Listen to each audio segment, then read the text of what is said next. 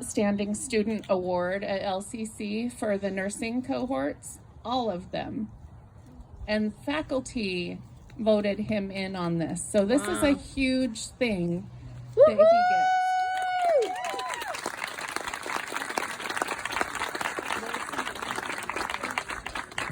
Also, Justin was nominated by our cohort to be the speaker. So, thank God I'm handing this over.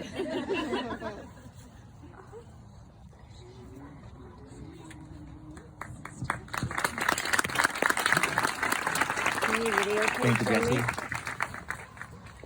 And thank you, Jessie, and her beautiful family for hosting this event. Without her and her family and all the hard work they put into setting this up and organizing this, we wouldn't be able to be here to celebrate together. And so we're just thrilled to be here. Thank you, Jessie. Thank you, Sean, Bob, and Sue.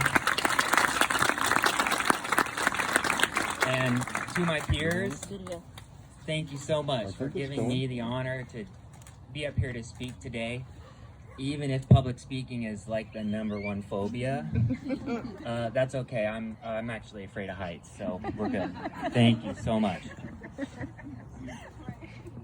To all of our friends and family who supported us over the last 2 years and more, we wouldn't be here without you. For giving us quiet time to study, for giving us meals, for giving us hugs, for listening to our nursing stories with enthusiasm. Get used to that, by the way. Thank you. We couldn't have done this without you. Nothing like this happens in a vacuum. To the LCC staff, they couldn't be here today to celebrate with us, and I know that that hurts for them too. Jeannie, Mary, Kaylee, Connie, Kaylee again, she couldn't get rid of us. And Annette, thank you for the knowledge, patience, and the wisdom you've shown us. To our clinical instructors for sharing their professionalism and their tips of the trade.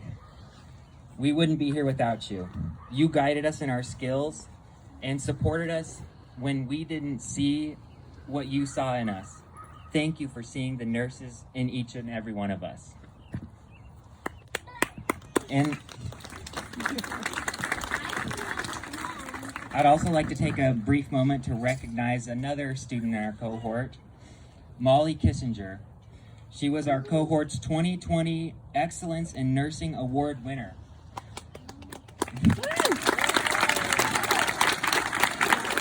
This is also chosen by the staff, and it is a combination of academic and clinical performance.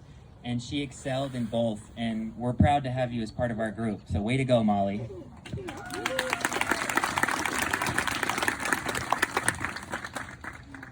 So about 2 years ago, we were just a group of people, a little nervous, mostly excited, because we were a special chosen few to be LCC's next cohort of nurses. And as Jeannie looked at us, and we didn't know how we were going to survive the next 10 weeks. The packet of papers on our desks alone probably would have sent quite a few people running.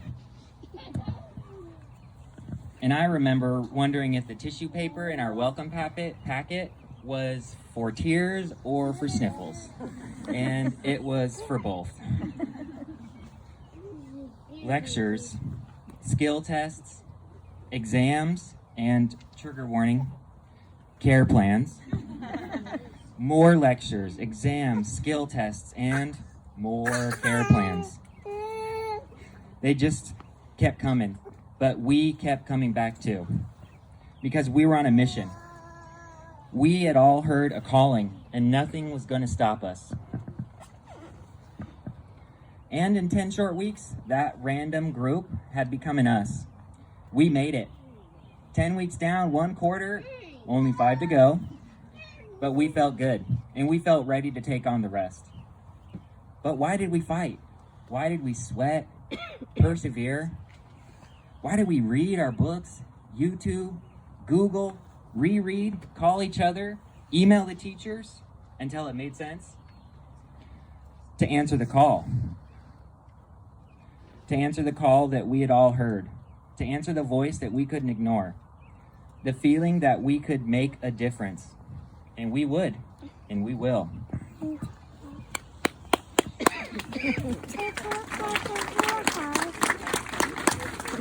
That's the same feeling that all nurses feel, that we were meant to serve others with hard work, collaboration, and most importantly, great compassion. Because that's the job. That is the calling. We will heal. We will put others' needs and their time of need above our own. And this is not an easy path. The road ahead will be narrow and rocky. But the grit, the fire in our belly that carried us all the way from injecting hot dogs and writing care plans and med cards until midnight before clinicals, that's going to keep us going. That will keep us moving.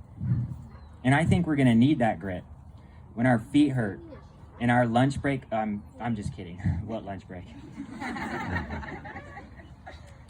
And despite all of our therapeutic communication, our patients just can't seem to get out of their own way. We will persevere. We will deep breathe, and we will vent to our coworkers while maintaining HIPAA. And we will double down because that's the job. That is the calling. That's the calling we're all answering today and over the last 2 years.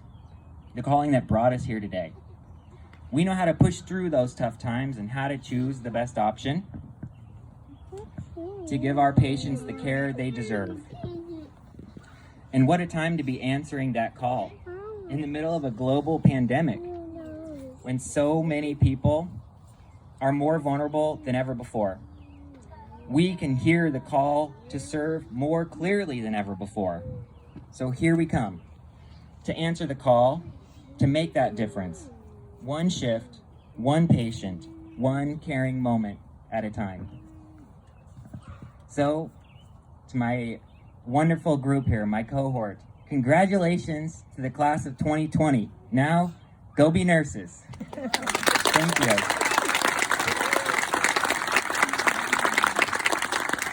Now I'd like to welcome Bart. He showed us the way just a few months ahead of us, how to be a nurse, how to get through this, and he's going to help pin us. So he will do the pinning announcements for us. So thank you, Bart. Thank you. So my name is Barton Sparks, and as I mentioned, I am probably about 3 months further along than these people right here. And one of the key insights to be in, one of the things that I sort of got a little teared up about is the fact that you don't really nobody can really appreciate what it takes and what it